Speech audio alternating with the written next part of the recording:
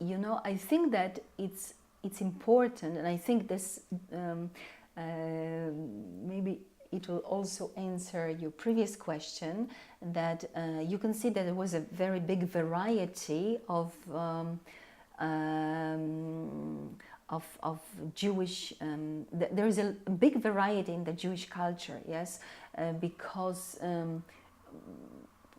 before I imagined it as very united, homogeneous, you know, but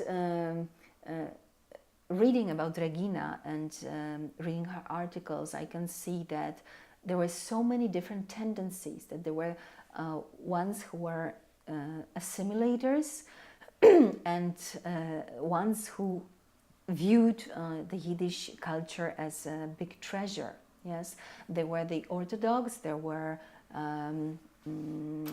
secular people, and being Jewish can mean very different thing. And I learned it from Regina, yes, and she had such an inquisitive mind.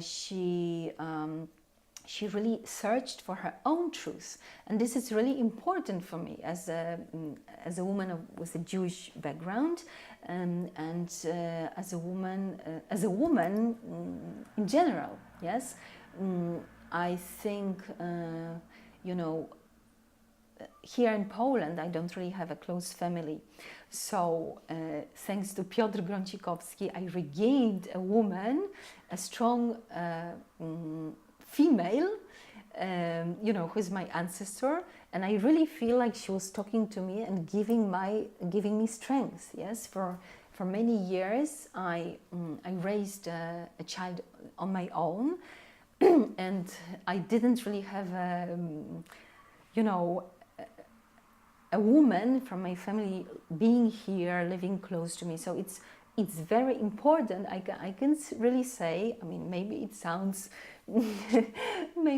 silly, but I really draw some energy from her, and she shows me how to be strong and think independently. This is what I really value her for.